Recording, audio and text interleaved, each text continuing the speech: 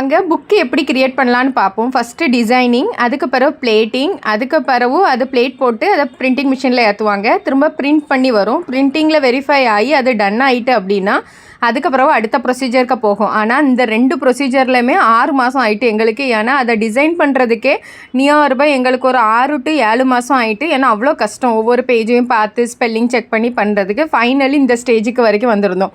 அதுக்கு பிறகு cover page வந்து லேமினேட் பண்ண போச்சு. லேமினேட் பண்ண போன பிறகு எல்லாமே வந்து கட்டிங் போய் இப்படி ஃபோல்டிங் போச்சு. இப்படி ஃபோல்டிங் போன பிறகு ஃபோல்டிங் பண்ண பிறகு அதை எல்லாத்தையும் அசைன் பண்ணாங்க. ஒரு இடத்துல உட்காந்து நான் இப்படி ஒரு புக்குக்கு என்ன கவருக்குள்ளே என்ன ப்ராடக்ட் போடணும்னு, அதுக்கு பிறகு அதை வந்து இது சென்டர் பின்னிங் பண்ணி இப்படி புக்காக க்ரியேட் ஆச்சு. இவ்வளோ லென்த்தி ப்ரொசீஜருக்கு பிறகு ஒரு புக்கு க்ரியேட் ஆகுது. இவ்வளோ கஷ்டப்பட்டு ஒரு புக்கை க்ரியேட் பண்ண வேண்டியது இருக்குது. இதுதான் எங்களோட ஃபைனல் ப்ராடக்ட். 10 book set. ஒரு புக் செட்டு வந்து 199 ஃப்ரீ ஷிப்பிங். பாம்பே தாராவி எங்கேயாவது இருந்தால் டெலிவரி உடனே இமீடியட்டாக இப்போ அன்னைக்கே கிடச்சிரும். நீங்கள் ட்ரை பண்ணி பாருங்கள். ஒரு தடவை ட்ரை பண்ணிவிட்டு சொல்லுங்கள். புக்கு இப்படி தான் இருக்கும் பார்க்கறதுக்கு. இதுதான் புக்குக்குள்ளே நான் ரிவ்யூ போட்டிருக்கேன் பாருங்கள். இப்படி 10 புக் செட்டு இருக்கும்.